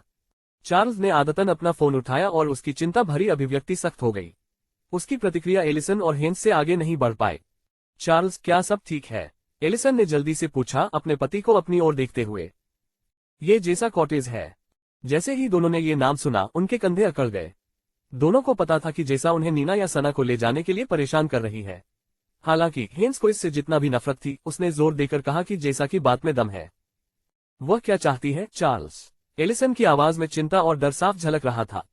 चार्ल्स ने चुपचाप संदेश पढ़ा, जिससे उसकी पत्नी और भी चिंतित हो गई। हेन्स भी गंभीर भाव से धैर्यपूर्वक प्रतीक्षा करता रहा। चार्ल्स ने आह भरी और उनकी तरफ देखा और संदेश का सारांश बताया। उसने कहा कि वह सिर्फ एक ही बात पर सहमत होगी कि वह सप्ताह के दिनों में नीना के साथ रहेगी और सना से मिलने का अधिकार भी। जेसा का संदेश लंबा जरूर था, लेकिन बिना किसी लाग लपेट के बिल्कुल सीधा था। चार्ल्स उसे पढ़ते हुए जेसा की घमंडी आवाज भी सुन सकता था। सप्ताह के दिन, एलिसन बुदबुदाए, मतलब? उसने कहा था कि अपनी सगी भतीजी के साथ रिश्ता बनाना ही सही है, चार्ल्स ने समझाया, लेकिन वह जानता था कि यह सिर्फ एक धोखा था। जेसा नीना की मां से नफरत करती थी और उसकी नफरत उस बच्ची तक भी फैल गई। हेन्स ने अपने होंठ दबाते हुए उस जोड़े को देखा। तुम्हें सहमत होना चाहिए। जब उसने अपने विचार व्यक्त करने का साहस जुटाया तो उसने कहा। दंपति ने तुरंत अपनी नजरें उस पर घुमा ली। मैंने तुम्हें इसके बारे में बताया था, चार्ल्स। जेसा कॉटेज भले ही घमंडी हो, लेकिन वह सच कह रही थी। हेन्स ने आह भरी। मुझे तुम्हें ये बताते हुए दुख हो रहा है, लेकिन सना 1 दशक से भी ज्यादा समय तक तुम्हारी देखभाल से दूर रही। वह यहाँ सिर्फ इसलिए वापस आई क्योंकि उसके चचेरे भाई को इलाज की जरूरत थी, जिसका खर्च उनका परिवार वहन नहीं कर सकता था। जरा सोचो, ये त्याग उसने उनके लिए किया था, बेनेट के लिए नहीं। खून के रिश्ते के बावजूद सना मानती थी कि एक बच्चे के जीवन के शुरुआती 13 अहम सालों में कॉटेज परिवार ही उसका इकलौता परिवार था। जेसा ने भले ही उसका शोषण किया हो, लेकिन सना की नजर में उसने अपने परिवार की मदद के लिए ऐसा किया। उसने गंभीर चेहरे के साथ कहा। हम उसे बड़ी मुश्किल से घर ला पाए, लेकिन हमें, खासकर तुम दोनों को, उसे यह एहसास दिलाना चाहिए कि वह न सिर्फ हमारे अपराधबोध को दूर करने के लिए परिवार में लाई गई एक अतिरिक्त महिला है, बल्कि यह वही घर है जिसकी वह सचमुच हकदार है। हेन्स की शांत किंतु अत्यंत ईमानदार टिप्पणी सुनकर दंपति के पास कहने को शब्द नहीं थे। दूसरी ओर हेन्स को उन पर थोड़ा तरस आ रहा था। वह इस पूरे समय चुप रहा क्योंकि उसे पता था कि यह जोड़ा इस मामले को सुलझा लेगा।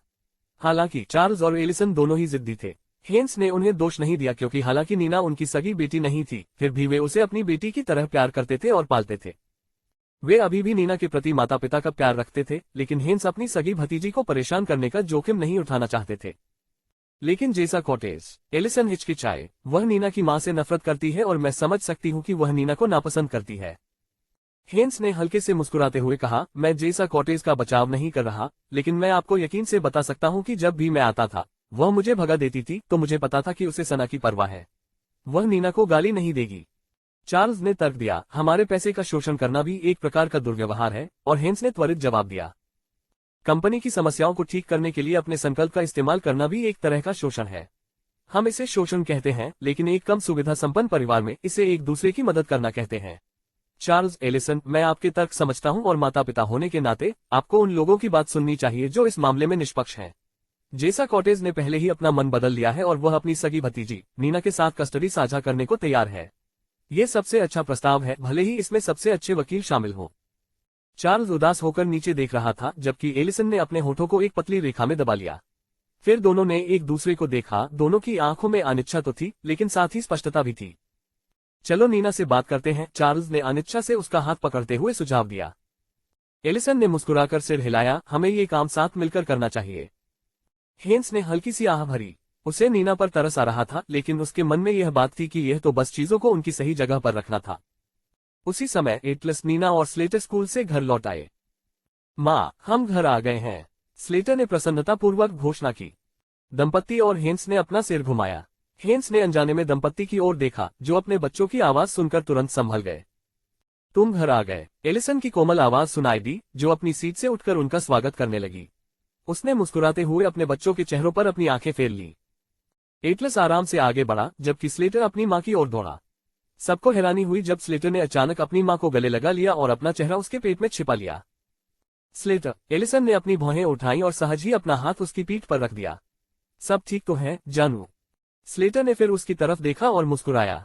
मुझे तुम्हारी बहुत याद आई, माँ। आज मैंने स्कूल में अच्छा प्रदर्शन किया और कुछ नए दोस्त भी बनाए। मेरी तारीफ करो।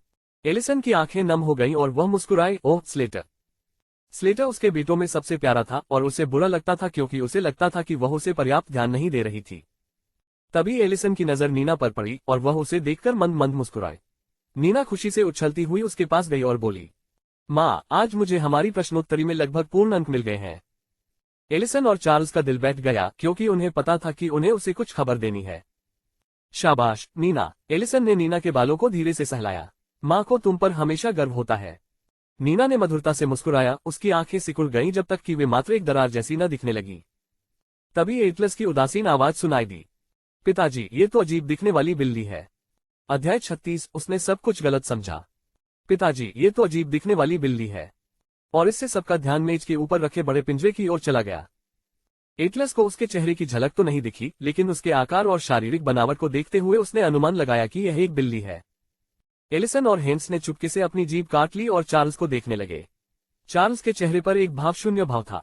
वह बिल्ली नहीं है, हेन्स ने गहरी सांस छोड़ते हुए कहा, जिससे एटलस की भौहें तन गईं। यदि वह बिल्ली नहीं थी, तो क्या वह बालों वाला एक बच्चा दरियाई घोड़ा था? माँ, क्या अब हम पालतू जानवर रखेंगे? स्लेटर ने पिंजरे की तरफ देखते हुए भौहें चढ़ाईं। उसने अपनी माँ की कमर छोड़ी और मेज के पास आकर सिर नीचे करके बिल्ली को देखा। उसका चेहरा तुरंत निराशा से मुरझा गया। क्या ये कोई संकर पालतू जानवर है? उसने उत्सुकता से चार्ल्स की ओर देखते हुए अचानक पूछा। पिताजी, क्या यह उन विदेशी नस्लों में से एक है? उत्सुकतावश एटलस ने भी अपना सिर नीचे करके अंदर मौजूद छोटे जानवर को देखा। किसी वजह से उनके परिवार ने कभी पालतू जानवर नहीं रखे। ऐसा नहीं था कि एटलस उनसे नफरत करता था, बस वह उनकी देखभाल नहीं कर पाता था। लेकिन वह ये भी जानता था कि ह्यूगो खुद भी एक पालतू जानवर रखना चाहता था, लेकिन अपने छोटे भाई बहनों की वजह से उसने पूछा नहीं। जब सना आए और एक बिल्ली को बचाया, तभी हवेली में एक पालतू जानवर आया। अब तक ये कोई समस्या नहीं थी, क्योंकि एटलस देख सकता था कि सना अपने पालतू जानवरों की देखभाल करती है और हर समय नौकरों पर निर्भर नहीं रहती। ये तो अनोखा लग रहा है। एटलस ने अपनी ठुड्डी रगड़ी, समझ नहीं पा रहा था कि यह बिल्ली है या किसी और नस्ल का खरगोश। पर यह इतना भद्दा क्यों लग रहा है?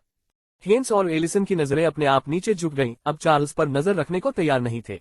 वे पहले से ही अंदाजा लगा सकते थे कि चार्ल्स इस पल कितना टूटा हुआ होगा। पिताजी, क्या आप ठीक हैं? नीना ने मासूमियत से पूछा, ये देखकर कि उनके पिता का चेहरा पीला पड़ गया था। चार्ल्स ने बेरुखी से अपने लड़कों को देखा, फिर हेन्स और एलिसन को। उन दोनों ने उससे झूठ बोला था। उसे पता था, उसने ही गड़बड़ की है। एटलस ने हल्की सी आह भरी। अगर तुम सना के करीब रहना चाहते हो, तो तुम्हें उसके पालतू जानवरों की देखभाल करनी चाहिए। उसे एक और पालतू जानवर देने से उसकी जिम्मेदारियां और बढ़ जाएंगी। वह अक्सर सना को अपने पालतू जानवरों के बाद सफाई करते देखता है, और एक और पालतू जानवर का मतलब है कि उसे इस दूसरे पालतू जानवर के बाद भी सफाई करनी होगी। अगर वह सिर्फ जानवरों की देखभाल ही करती तो वह पढ़ाई कैसे करती?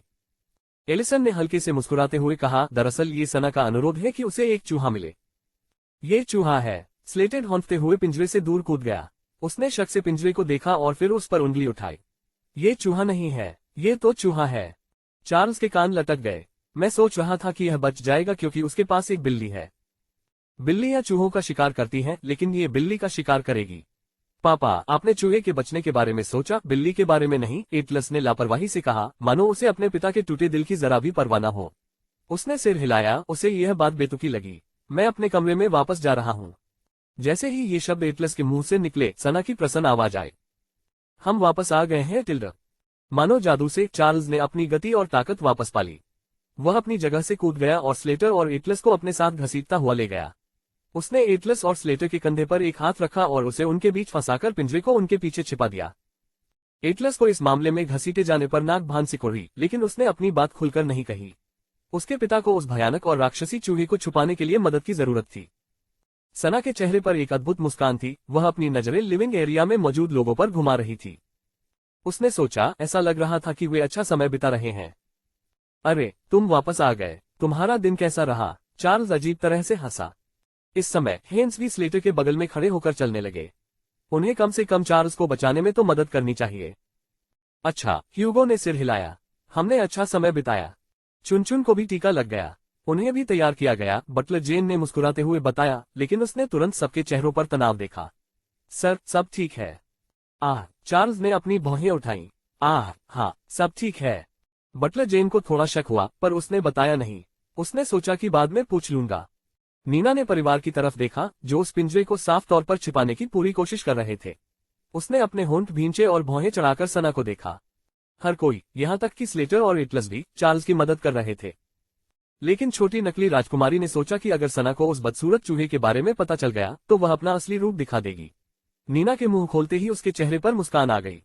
सना, क्या तुमने पापा से चूहा मांगा था? नीना की आवाज में मासूमियत थी, लेकिन उसके सवाल ने सबको स्तब्ध कर दिया। सबकी निगाहें अविश्वास से उसकी ओर मुड़ गईं। चार्ल्स ने खासकर उसे इशारा किया कि सना को याद न दिलाए, लेकिन नीना ने अनजान बनने का नाटक किया। सना ने मासूमियत से पलके झपकाते हुए सिर हिलाया।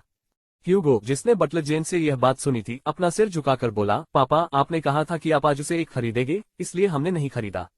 क्या आपने खरीदा? तुमने किया। सना ने अपने हाथ आपस में जोड़े, आंखें चमकाते हुए चार्ल्स, एटलस और हेन्स को देखा। उसने स्लेटर को एक नजर भी नहीं देखा, जिससे उसकी भौहें तन गईं। मैं यहाँ हूँ, क्या तुम भी मुझे नहीं देख सकते? एटलस नीना को घूर रहा था, जबकि हेन्स को समझ नहीं आ रहा था कि क्या कहे। नीना भले ही छोटी थी, पर क्या उसने माहौल पढ़ना नहीं सीखा? एटलस को अपने पिता की मदद के लिए आराम करना पड़ा, लेकिन नीना बस मुंह चलाती रही। एटलस के चेहरे पर यह भाव देखकर नीना ने अपना सिर नीचे कर लिया और भौहें सिकोड़ ली। लेकिन मन ही मन वह जानती थी कि एक बार सना उस चूहे को देख लेगी तो वह अपनी निराशा छिपा नहीं पाएगी। जहां तक चार्ल्स का प्रश्न है, उसका मुंह खुलता और बंद होता था, लेकिन उसकी आवाज बाहर नहीं आती थी। ओह, हे सना, मैं। उसका चेहरा मुरझा गया और उसने गहरी सांस ली। हाँ, पर यह इतना प्यारा नहीं है। वाह, कोई बात नहीं पापा, सेकेंड हैंड भी ठीक है जब तक वो काम कर रहा हो। सना ने ह्यूगो और बटलर जेन की तरफ देखते हुए खुशी से कहा। दोनों ने भी उसे देखकर मुस्कुरा दिया, क्योंकि उसे पता था कि उसे माउस चाहिए, क्योंकि उसे टचपैड इस्तेमाल करने में दिक्कत हो रही थी। सना, अब तुम आसानी से वेब पर स्क्रॉल कर सकती हो, ह्यूगो ने उसे बधाई देते हुए कहा। बटलर जेन ने भी एक सौहार्दपूर्ण मुस्कान के साथ सिर हिलाया। मैंने आपको बताया था मिस सना, सर चार्ल्स अपना वादा निभाने में तत्पर रहते हैं। सना कान से कान तक मुस्कुराए और फिर से सबके सामने खड़ी हो गई। उसे ये देखकर बहुत आश्चर्य हुआ कि शुरू में सबके अजीब से चेहरे जल्द ही उलझन में बदल गए। सेकंड हैंड, हेन्स ने धीरे से कहा। पालतू जानवर भी, उसे सेकंड हैंड पसंद है। स्क्रॉल करें वेब पर, एटलस ने उलझन में सांस छोड़ते हुए कहा। इससे पहले कि सना उन पर गिरती, सभी लोग उसे अविश्वास से देखते रहे। चूहा, वह उस जीवित प्राणी के बारे में बात नहीं कर रही थी। मतलब चार्ल्स उसके लिए कितना भी बड़ा या छोटा, कितना भी प्यारा या बदसूरत क्यों न हो, इससे कोई फर्क नहीं पड़ता था। उसने सब कुछ गलत समझा था। हेन्स ने अपना मुंह ढक लिया और आंखें बंद कर ली। चार्ल्स के लिए उसे दया आ रही थी। जब सबकी नजरें चार्ल्स पर टिकी थी तो उन्होंने बस यही देखा कि उसकी आत्मा धीरे धीरे उसके मुंह से फिसल रही है। सना, ह्यूगो, बटलर जेन और यहाँ तक कि टियाना, जो ह्यूगो के कंधे पर थी, ने भी अपने सिर एक तरफ झुका लिए। सना। एलिसन घबराकर हंसी। लगता है तुम्हारे पापा कुछ गलत समझ गए हैं। अध्याय 37। कोई जरूरत नहीं। लगता है तुम्हारे पिताजी ने कुछ गलत समझ लिया है। ये कैसी गलतफहमी हो सकती है? सना ने अपने सामने खड़े चेहरों पर अपनी आंखें फेरते हुए सोचा। उन सभी के चेहरे पर एक अजीब सा भाव था जिसमें अविश्वास, शर्म और हर चीज का मिश्रण था। ये देखकर उसकी जिज्ञासा बढ़ गई।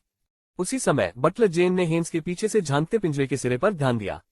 उसने उत्सुकतावश अपनी गर्दन आगे की और आंखें सिकोड़ ली क्योंकि उसे अंदर कुछ दिखाई दिया। ऊद-बिलाव, उसने धीरे से कहा, लेकिन सन्नाटे के कारण उसकी उलझन भरी आवाज अपेक्षा से अधिक स्पष्ट हो गई।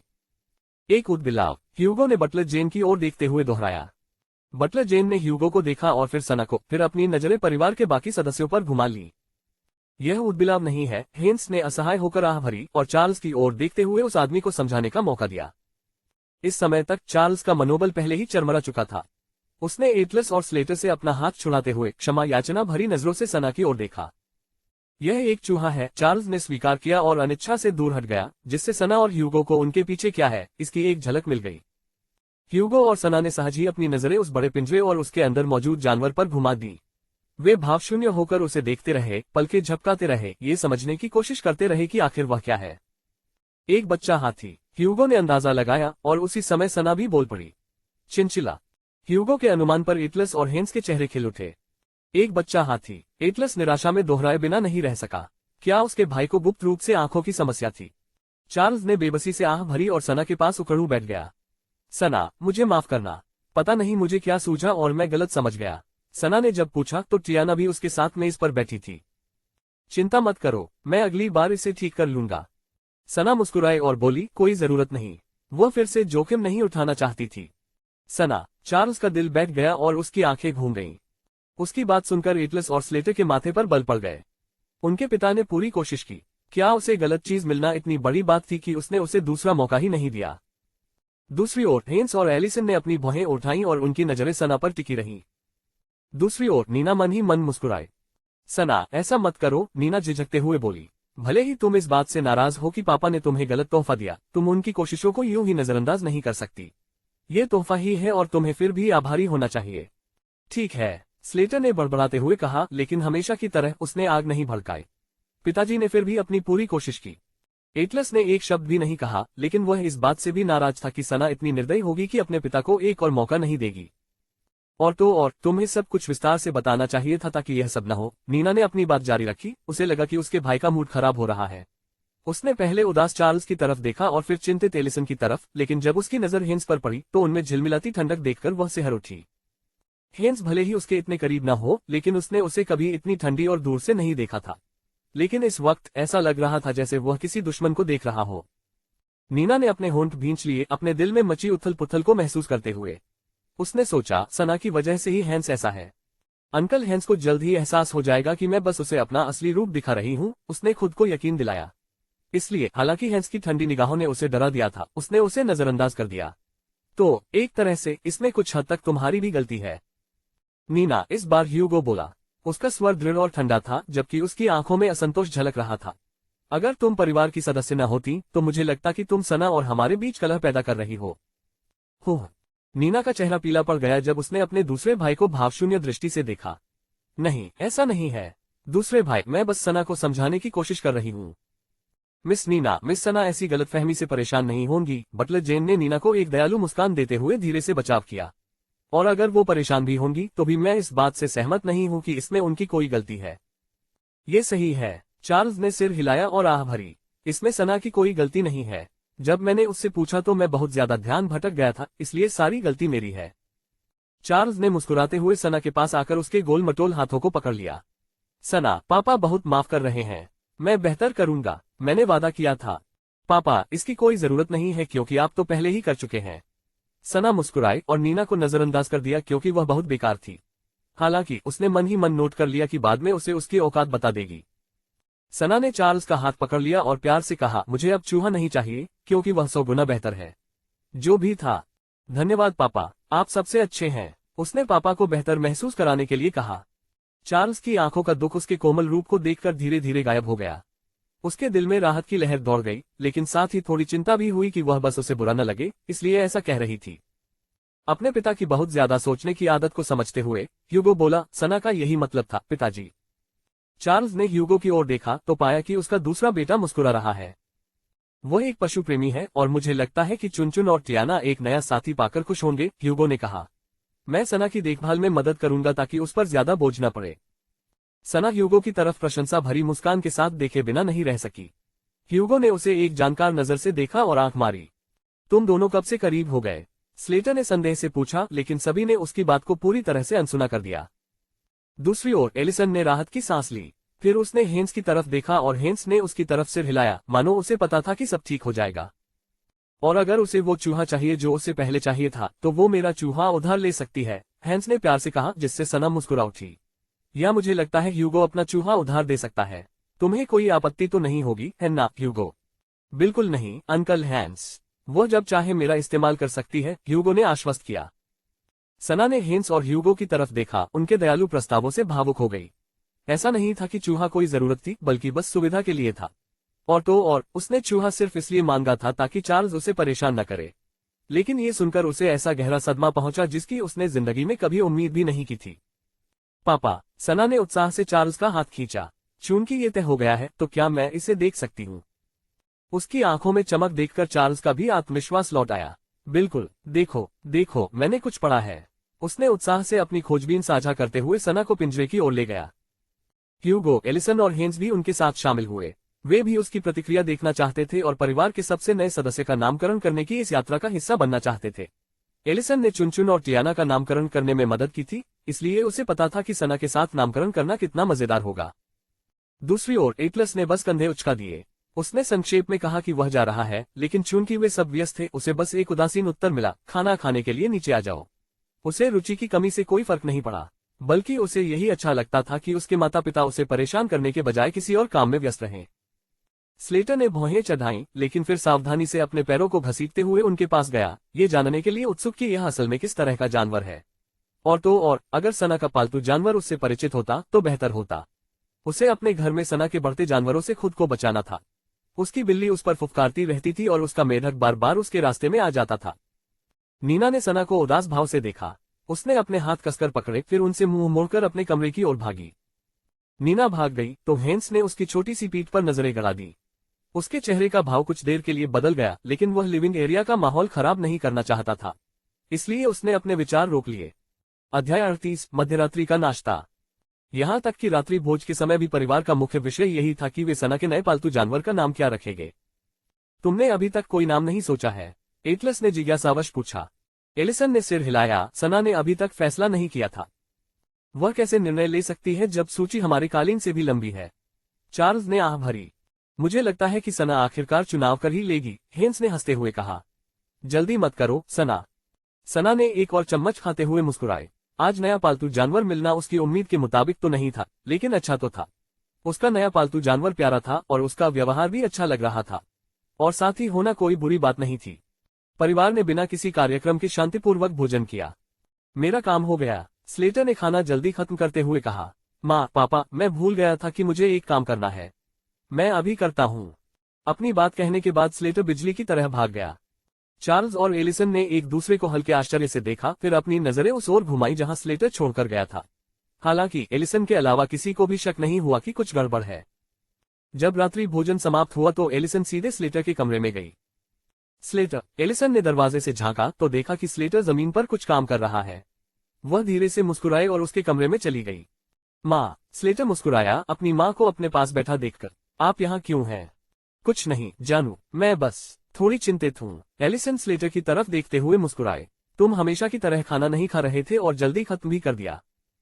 हे, मैं तो बस स्कूल में अच्छा करने की कोशिश कर रहा हूँ। एलिसन की आंखें नम हो गईं। क्या मैं आपकी मदद करूँ? मैं ठीक हूँ, स्लेटर ने सिर हिलाया। मैं ये काम खुद कर सकता हूँ। ओह, एलिसन ने हल्की सी आह भरी और उसे अपनी गतिविधि फिर से शुरू करते हुए देखा। आमतौर पर स्लेटर स्कूल में मदद के लिए अपनी माँ या अपने बड़े भाइयों के पास जाता था। आखिरकार स्लेटर के ग्रेड उतने अच्छे नहीं थे।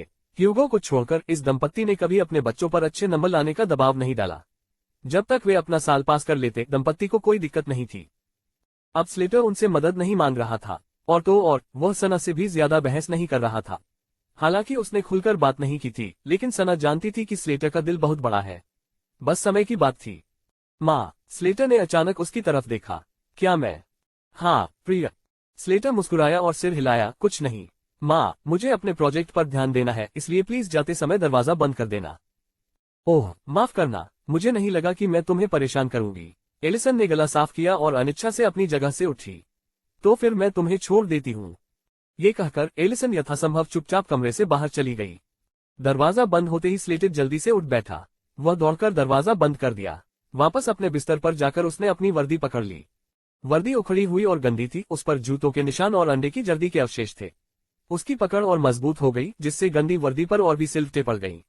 पिछले साल स्लेटर ने चुपके से एक अतिरिक्त वर्दी खरीद ली, जिसे वह रोज पहनता था और घर जाने से पहले बदल लेता था ताकि शक न हो। सूंघो। स्लेटर ने अपनी बाह से आंखें पोंछी, अपने आंसुओं को रोक नहीं पाया। वह बिना आवाज किए रोया और जब होश में आया तो उसने जल्दी से खुद को आईने में देखा। अगर उसके माता पिता उसकी आंखें देखते तो वे चिंतित हो जाते। खासकर एलिसन को जरूर लगता कि कुछ गड़बड़ है और वह स्कूल से पूछती। सौभाग्यवश उसकी आंखें इतनी सूजी हुई नहीं दिखी और वह बस इतना बता सका कि उसने उन्हें रगड़ा था। आउच! स्लेटर कराह उठा क्योंकि उसे अचानक कमर में दर्द महसूस हुआ। अपनी कमीज ऊपर खींचते हुए उसने अपनी कमर और पेट पर लगे जख्मों पर जीभ चिटकाए। मैंने लड़ने की कोशिश ही क्यों की? 3 बनाम 1। अपनी कमीज नीचे उतारते हुए खुद को आईने में देखते हुए उसके मुंह से एक गहरी आह निकली। इससे पहले कि वह खुद को बयां करने के लिए कोई दयनीय शब्द सोच पाता, उसने अपनी गंदी वर्दी उठा ली। उसने उसे सुरक्षापूर्वक गले लगाया और सावधानी से अपने कमरे से बाहर निकल गया। पिछले साल हर रात स्लेटर चुपके से अपनी वर्दी धोता था। कई बार उसे ऐसा करने की जरूरत नहीं पड़ती थी क्योंकि उसके बदमाश उसे शारीरिक रूप से नुकसान नहीं पहुंचाते थे। लेकिन आज रात उनके जूतों के निशान वर्दी पर लगभग लग गए थे। उसे उनसे छुटकारा पाना था, इसलिए वह उन्हें धोने के लिए हमेशा से जल्दी निकल गया। कपड़े धोने का कमरा गंदे किचन के ठीक बगल में था। स्लेटर को पहले गंदे किचन से होकर गुजरना था। उसने अभी तक किसी को नहीं देखा था, इसलिए वह थोड़ा निश्चिंत था। लेकिन इससे पहले कि वह गंदे किचन से निकल पाता, फ्रिज अचानक बंद हो गया। स्लेटर चौंक गया और सहज ही अपना सिर फ्रिज की ओर घुमा लिया। स्लेटर! सना ने मासूमियत से पलकें झपकाईं, फिर जल्दी से अपनी पीठ के पीछे कुछ छिपा लिया। स्लेटर का चेहरा तमतमा गया। क्या तुमने खाना नहीं खाया? आधी रात का नाश्ता, उसने बस इतना ही कहा, जिससे वह फुफकार उठा। मुझे अक्सर आधी रात को सोते समय भूख लगती है। तुम तो राक्षस हो, वह डर के मारे बोल पड़ा। वह घर में सिर्फ एक सीजन के लिए ही आई थी और उसे पता चल गया था कि उसका वजन पहले ही 100 किलो बढ़ गया है। पेटू, हम। स्लेटर ने उसे डांटा और अपने कदम फिर से आगे बढ़ा दिए। क्या तुम अपने कपड़े धोने जा रहे हो? अचानक सना ने स्लेटर को रोकते हुए पूछा। मुझे नहीं पता था कि तुम अपनी वर्दी खुद धोते हो। तीसरा भाई बहुत मेहनती है। स्लेटर ने सहज ही वर्दी को और भी सिकोड़ दिया, लगभग उसकी नजरों से ओझल कर दिया। अगर तुम्हारा काम हो गया हो तो मुझे अकेला छोड़ दो। छी, बस जाओ और अपने नाश्ते अपने कमरे में ले आओ, मैं इसे राज रखूंगा। मैं इसे राज नहीं रखूंगी। सना ने पलकें झपकाईं। मैंने बटलर जेन से, मम्मी पापा से और यहाँ तक कि अपने अभिभावक देवदूत से भी इजाजत मांगी है। आपने आहार विशेषज्ञ को छोड़कर सभी से पूछा। वह कहेगी कि मुझे ऐसा नहीं करना चाहिए। सना ने कंधे उचका दिए, उसकी ठुड्डी भी दोहरी हो गई। तीसरे भाई, क्या तुम्हें कपड़े धोने में मदद चाहिए? मैं इसमें बहुत अच्छी हूँ। जरूरत नहीं। स्लेटर ने उसे तुरंत टाल दिया। बस मेरी बात पर ध्यान मत दो और जाओ। स्लेटर के कदम फिर से आगे बढ़ते ही सना ने अपना सिर झुका लिया। उसने अपनी वर्दी को इतनी मजबूती से गले लगाया मानो वह उसका छिपा हुआ खजाना हो। क्या वो चॉकलेट्स ले पाया? उसने सोचा और मुंह बनाया। कंजूस! ऐसा नहीं है कि मैं उन्हें दोबारा खाऊंगी, शायद सिर्फ एक ही। सना ने अपना काम निपटाने के लिए मुंह फेर लिया, लेकिन फिर रुक गई। उसने भौहें चढ़ाई और पीछे मुड़कर देखा, ये सोचकर कि स्लेटर अपनी चॉकलेट छिपाने की कोई नई जगह ढूंढ रहा है। ऐसा नहीं था कि सना उन्हें खा लेगी क्योंकि उसने ह्यूगो से वादा किया था, लेकिन वह उत्सुक थी। कौन जाने, उसे भी छिपने की जगह चाहिए होगी। ये सोचकर सना चुपके से स्लेटर के पीछे लॉन्ड्री एरिया में चली गई। लेकिन जब स्लेटर ने आराम से अपनी वर्दी खोली तो उसे बहुत निराशा हुई क्योंकि अंदर कोई चॉकलेट नहीं थी। सना ने जूतों के निशान, अंडे की जर्दी, उस पर चिपके हुए अंडे के छिलके और आटे जैसा कुछ सफेद पदार्थ देखा। अंदर का कपड़ा सफेद था, इसलिए उन्हें पहचानना आसान था। सना की शरारती अभिव्यक्ति तुरंत खट्टी और उदास हो गई। अध्याय 39 कब से? स्लेटर ने झुंझलाकर कपड़े वॉशिंग मशीन पर फेंक दिए। डिटर्जेंट उठाते हुए उसे सना के शब्द याद आ गए। क्या वो सचमुच सोते हुए खाती है? उसकी बात सुनकर उसके मन में एक बड़ा सवालिया निशान उठ गया। वो मजाक कर रही होगी। ऐसा तो हो ही नहीं सकता कि वो अब सोते हुए खाएगी। और वह सही था। सना अक्सर रात में जागकर बाजार के रुझान का अध्ययन करती थी, जबकि उसे पहले से ही पता था कि उसे अपना पैसा कहाँ निवेश करना है। कोई बात नहीं, उसने सिर हिलाया और वर्दी पकड़ ली। वर्दी को अपने सामने पकड़े हुए उसका चेहरा धीरे धीरे उदास होता गया। इसकी बदबू और गंदगी से छुटकारा पाने के लिए इसे कितनी बार धोना पड़ेगा। स्कूल में जो कुछ हो रहा था उसके कारण स्लेटर को अपने असली स्कूल से पहले ही कपड़े धोने के स्कूल से स्नातक की उपाधि प्राप्त करनी पड़ी। उसने आह भरते हुए कपड़े को मशीन में डालने के लिए समेटा, लेकिन इससे पहले कि वह ऐसा कर पाता, एक हाथ ने तेजी से उसके हाथ से गेंदनुमा कपड़ा छीन लिया। पेट सना, स्लेटर ने वर्दी छीनने वाले को देखते ही चौंक कर कहा, तुम यहाँ क्या कर रहे हो? मैंने कहा था न कि मुझे तुम्हारी मदद की जरूरत नहीं है। उसने अपनी वर्दी वापस लेने की कोशिश की, लेकिन सना ने समय रहते पीछे हटकर अपनी बात रखी। इससे वह तुरंत चिड़चिड़ा और घबरा गया। मैंने कहा था कि इसे वापस दे दो। स्लेटर तब स्तब्ध रह गई जब उसने अचानक वर्दी को ऊपर उठाया, जिससे उस पर जूतों के निशान और गंदगी दिखाई देने लगी। सना ने वर्दी को तब तक ऊपर उठाया जब तक उसकी नजर उससे हट नहीं गई। तीसरे भाई, ये क्या है? उसका मुंह खुला और बंद हुआ, लेकिन शब्द उसके गले से बाहर नहीं आ रहे थे। जब सना ने यूनिफॉर्म नीचे रखी तो उसने उदासीनता से पूछा, क्या तुमने अपने स्कूल में केक बनाने की कोशिश की थी? एक केक? स्लेटर की नजर यूनिफॉर्म पर गई, फिर उसने जोर से सिर हिलाया। हाँ, हमारे स्कूल में कुकिंग क्लास है और मैंने अपनी क्लास खराब कर दी। हे। फिर उसने झट से यूनिफॉर्म उससे वापस छीन ली। स्लेटर ने उसे सीने से लगाए गला साफ किया और बहादुरी का दिखावा किया। सना, क्या तुमने अच्छे शिष्टाचार और सही आचरण नहीं सीखा? सिर्फ खाने की गंध आने पर तुम किसी का सामान कैसे छीन सकती हो? मैं कच्चे अंडे नहीं खाती, उसने धीरे से कहा। हाँ, उसने जीभ चटकाए और फुफकार कर उस पर बोला, मुझे अकेला छोड़ दोगी, है ना? अपने कमरे में वापस जाओ या किचन में सब कुछ खा लो, मुझे कोई फर्क नहीं पड़ता। बस मुझे अकेला छोड़ दो। सना ने पहले उसकी आंखों में तत्परता देखी। ठीक है, ये कहकर सना मुड़ी और चली गई। स्लेटर ने उसकी ओर देखा, लेकिन वह खुद को रोक नहीं सका और पूछा, अब तुम अपने कमरे में वापस जा रही हो? नहीं। आप कहाँ जा रहे हैं? सना ने उसकी आंखों में आंखें डालकर देखा, माँ और पिताजी को। मैं उन्हें बता दूंगी कि तीसरे भाई को परेशान किया जा रहा है। मुझे धमकाया नहीं जा रहा है। ठीक है, उसने सिर हिलाया। अगर स्कूल जांच करता है और पता चलता है कि तुम नहीं हो तो ठीक है। उसके कदमों में उसकी रफ्तार देखकर स्लेटर उसे रोकने के लिए तेजी से उसकी तरफ दौड़ा। सना रुकी और धीरे से उस आकृति को देखने लगी जो उसका रास्ता रोक रही थी। तीसरे भाई, उसने अपना सिर एक तरफ झुकाया। क्या तुम्हें मुझे कुछ और बताना है? स्लेटर ने पहली बार मन ही मन कोसा। पता लगाने वाले सभी लोगों में से ये सना ही थी। सना, मैं तुम्हारा बड़ा भाई हूँ, इसलिए तुम्हें मेरी बात माननी ही होगी। उसने अपनी छाती थपथपाते हुए कहा, तुम्हारे तीसरे भाई को कोई तंग तो नहीं कर रहा? ठीक है, मैं केक बना रहा था और गड़बड़ कर दी। क्या आप भी जूतों से केक बनाते हैं? उसने मासूमियत से जवाब दिया और वह स्तब्ध रह गया। जाहिर है उस पर जूतों के कुछ निशान हैं। तो अगर जूता उसमें शामिल नहीं है तो यही बात समझ में आती है। नीना अक्सर उसकी बात पर यकीन कर लेती थी। आखिरकार सना पहली इंसान नहीं थी जिसे उसकी गंदी वर्दी के बारे में पता चला। एक बार नीना ने उसे पकड़ भी लिया था, लेकिन वह उसे बेवकूफ बनाने में कामयाब रहा। स्लेटर का तनाव ये सोचकर बढ़ गया कि सना जिद्दी है, वह जरूर इसका इस्तेमाल उसके खिलाफ करेगी। और तीसरे भाई, मैं तुम पर विश्वास क्यों करूं? सना ने कहा। एक पल के लिए स्लेटर का दिमाग खाली हो गया। उसकी आंखें बड़ी हो गईं और वह उसे खाली नजरों से देखने लगा।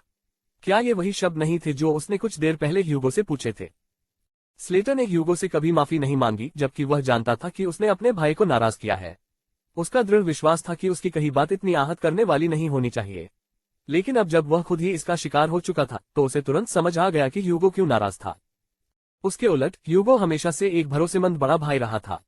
फिर भी स्लेटर को अपनी छोटी बहन, जिसे वह सचमुच पसंद नहीं करता था, से ये सुनकर थोड़ा दुख हुआ। क्यों? तुम मुझ पर विश्वास क्यों करोगे? उसने धीरे से दोहराया। क्योंकि मैं तुम्हारा बड़ा भाई हूँ। सना ने पलकें झपकाई। कब से? क्या? तीसरे भाई, तुम मुझे कभी पसंद नहीं करते थे और हर मोड़ पर मुझे ही निशाना बनाते थे। अगर मेरे बच्चे चुनचुन और टियाना न होते तो मैं अभी तुम्हारी शरारतों से तंग आ चुकी होती। सना को अब और दिखावा करने का मन नहीं हुआ और वह उदासीनता से बोली, तो तुम मेरे बड़े भाई कब बन गए? इस बार स्लेटर कोई और उत्तर नहीं दे सका, क्योंकि यदि वह उत्तर नहीं भी देता तो भी वे दोनों स्पष्ट उत्तर से अवगत थे। उसने गहरी सांस ली और हार कर पूछा, तुम चुप क्यों रहना चाहती हो? अगर तुम यही चाहती हो तो मैं अब तुम्हारे साथ अच्छा व्यवहार करूंगा। मैं नहीं चाहती कि तुम मेरे साथ अच्छा व्यवहार करो। उसने अपना सिर हिलाया। क्या? तीसरे भाई, अगर आप मेरे साथ अच्छा व्यवहार नहीं करते तो कोई बात नहीं। मैं अपने प्रति बहुत ज्यादा दयालु हूँ, आप मेरे आकार से देख सकते हैं। स्लेटर ने भौहें चढ़ाई। तो फिर तुम मुझसे क्या चाहते हो? कुछ नहीं। तीसरे भाई, तुम हमेशा ऐसे क्यों जवाब देते हो जैसे पहली बार में तुमने मेरी बात सुनी ही नहीं? उसके होंठ झुक गए। मैं फिर से दोहराऊंगी, मुझे तुमसे कुछ नहीं चाहिए। उसने पहली बार उसकी बात सुनी थी, पर अब उसे घबराहट हो रही थी। तो क्या तुम मम्मी पापा को नहीं बता सकती? क्यों नहीं, वह पलकें झपकाती रही, उचित स्पष्टीकरण की प्रतीक्षा में। ये जानते हुए कि यही एक निर्णायक जवाब होगा, स्लेटर ने उसे बताने के लिए कई बातें सोची। हालांकि सना जिस तरह से उसे देख रही थी, उससे यह अंदाजा नहीं लग रहा था कि वह क्या सोच रही है, बल्कि उसे इस बात की कोई परवाह नहीं थी कि वह उससे नफरत करेगा या नहीं, क्योंकि उसने पहले ही अपने माता पिता को बताने का फैसला कर लिया था। स्लेटर ने हार मान ली और कबूल किया, क्योंकि मैं पीड़ित नहीं कहलाना चाहता। उसने अपनी निराश आंखें नीचे कर ली। या शायद इसलिए कि मैं मम्मी पापा को परेशान नहीं करना चाहता। थोड़ी चिंता ये भी है कि इसका असर भाई इटलस और दूसरे भाई पर पड़ेगा, उसने आगे कहा। और मुझे डर है कि अगर मैंने कुछ कहा तो सबको परेशानी होगी। तो इसमें थोड़ा थोड़ा सब कुछ है, सना ने सोचा, मन ही मन सिर हिलाते हुए और अपने कायरतापूर्ण तर्क को समझते हुए। वह बिना कुछ कहे उसे देखती रही, उसे घबराहट में अपनी उंगलियां आपस में भींचते हुए देखकर। उसे याद आया कि कैसे वह अक्सर जैसा कि पहले जन्म में जब भी उसका मूड खराब होता था, उसका हाथ थाम लेती थी। ठीक है, उसने आह भरी, उसे फिर से अपनी ओर देखते हुए देखकर। मैं मम्मी पापा को नहीं बताऊंगी। उसकी आंखें चमक उठी, सच में। लेकिन एक शर्त पर, सना ने उंगली उठाए। उसकी आंखों में भाव देखकर स्लेटर घबरा गया और डर गया। क्या क्या है? दूसरे भाई से माफी मांगो, तुम उसके ऋणी हो और वह इसके लायक है। अध्याय 40। कल उनका प्रलय का दिन होगा। दूसरे भाई से माफी मांगो, तुम उसके ऋणी हो और वह इसके लायक है। स्लेटर की भौहें तन गईं। एक पल के लिए तो उसे लगा कि वह उसे गुलाम बनने के लिए कहेगी या उसकी चॉकलेट ले लेगी। उसे इसकी उम्मीद नहीं थी। उसने होंठ दबाते हुए सिर हिलाया, ठीक है, मैं करूंगा। अच्छा, सना ने उपेक्षापूर्वक हाथ हिलाया और उसे एक तरफ हटने का संकेत दिया। स्लेटर को तुरंत उसका संदेश समझ आ गया और वह वहां से कूद गया। उसने सना को बिना पीछे देखे तेजी से जाते देखा। मुझे लगता है कि मैं अभी सुरक्षित हूँ, उसने फुसफुसाते हुए कहा, सना को अपने माता पिता को न बताने के लिए मनाकर राहत की सांस लेते हुए। रुको, मैंने उसे सिर्फ माँ पापा को न बताने के लिए कहा था, पर यह नहीं कहा था कि वह दूसरों को नहीं बता सकती। स्लेटर घबरा गया और उसे समझाने के लिए उसके पीछे दौड़ने ही वाला था, लेकिन गंदे कपड़े हाथ में होने के कारण वह हिचकिचाया। वह इतनी भी धीमी नहीं है कि यह न समझे कि मैं नहीं चाहती थी कि वह किसी को बताए, है न? मालिक के शयन कक्ष में एलिसन बिस्तर के किनारे पर बैठी अपने हाथों पर हैंडक्रीम मल रही थी। चार्ल्स, क्या कंपनी में फिर कोई समस्या आ गई है? उसने पूछा जब उसने देखा कि उसका पति लैपटॉप पर गौर से देख रहा है। चार्ल्स बिस्तर पर तो लेटा हुआ था, लेकिन उसका लैपटॉप अभी भी उसकी गोद में था और उसके हाथ में पेन के साथ कुछ नोट्स थे। नहीं, कंपनी काफी बेहतर चल रही है। सना की बदौलत कई लोग हमारे अगले प्रोजेक्ट में निवेश करना चाहते हैं। तो फिर समस्या क्या है? तुम इतने गंभीर क्यों दिख रहे हो? अच्छा, चार्ल्स ने अपना चश्मा सिर के ऊपर उठाया और मुस्कुराया। सना कंपनी में बहुत मददगार रही है। उसने सिर्फ एक समस्या सुलझाई है, लेकिन मुझे नहीं लगता कि अगले कुछ सालों तक इस मामले में कोई बड़ी समस्या होगी। वह रुका और अपने होठों पर थप्पड़ मारा। आज भी वह बहुत प्यारी है। जानते हो उसने मुझे मिसेस कॉटेज से मिलवाने के लिए क्या कहा था? वह चार्ल्स बेनेट की बेटी है और वह ठीक हो जाएगी, एलिसन ने याद करते हुए मुस्कुराया। उन्होंने कहा, हमारी बेटी बहुत होशियार है और बहुत प्यारी भी है। वह सचमुच एक तोहफा है, बिल्कुल वैसा ही जैसा हम हमेशा से चाहते थे। इसलिए मैं उसके जन्मदिन के तोहफे की योजना बनाकर उसकी भरपाई करना चाहता हूँ। सना के जन्मदिन का जिक्र आते ही एलिसन की भौहें थोड़ी ऊपर उठ गईं। एक हफ्ते में सना और नीना 13 साल की हो जाएंगी। वे एक ही दिन पैदा हुई थी, इसलिए उनका जन्मदिन भी एक ही था। ऐसा नहीं था कि उस जोड़े को इसकी जानकारी नहीं थी। हालांकि सना ने उनसे साफ तौर पर कहा था कि वे उसके लिए पार्टी न रखें। ये सोचते हुए उसके होंठ सिकुड़ गए। हेंस सही कह रहे हैं चार्ल्स, उसने निराशा से कहा। हो सकता है कि हम अनजाने में सना को यह एहसास दिला रहे हों कि हम अपनी अंतरात्मा की शांति के लिए उसे घर पर लाए हैं। आखिरकार मैंने सना की पार्टी न करने की गुजारिश मान ली थी, लेकिन मैंने नीना का जन्मदिन रद्द करने के बारे में नहीं सोचा है। हर साल बेनेट्स अपनी इकलौती बेटी के लिए एक बड़ी पार्टी रखते हैं। नीना को बहुत मजा आता था। हालांकि अब जब घर में सना भी है तो नीना के लिए तो बड़ी पार्टी रखना बहुत ही संवेदनशील होगा, लेकिन सना के लिए नहीं। आखिरकार आज उसका जन्मदिन भी था। मुझे बहुत बुरा लग रहा है, उसने आगे कहा।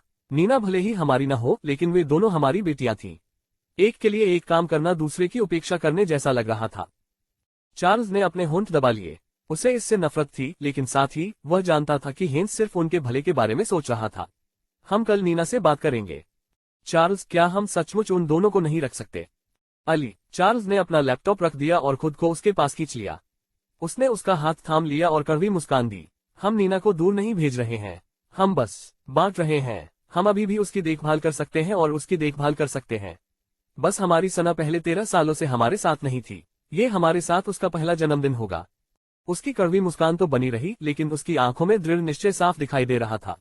अगर हम अभी फैसला नहीं करते तो मुझे डर है कि देर सवेर उन्हें वो फैसला लेना पड़ेगा जो हमने नहीं लिया। अगर ऐसा हुआ तो हम अपनी बेटी को हमेशा के लिए खो सकते हैं। एलिसन की आंखों में आंसू भर आए। हमारे बेटे हमारे बारे में क्या सोचेंगे? वे समझ जाएंगे, उन्होंने आश्वस्त किया।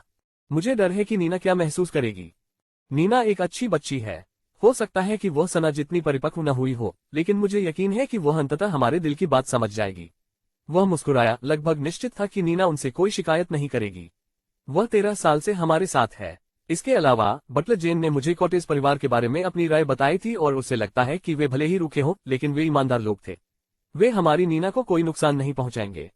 एलिसन अभी भी हिचकिचा रही थी, पर उसने धीरे से मुस्कुराकर कहा, तो चलो कल उससे बात करते हैं। दंपति के बीच समझौता होने के कुछ ही सेकंड बाद उन्होंने दरवाजे पर दस्तक सुनी। माँ, पापा, क्या आप अभी भी जाग रहे हैं? सना, एलिसन और चार्ल्स ने बाहर से दरवाजा खुलते हुए देखकर अपनी भौहें सिकोड़ ली। प्रिय, क्या तुम्हें कुछ चाहिए? एलिसन ने जल्दी से पूछा। सना उनके पास गई और बिस्तर के पास खड़ी हो गई।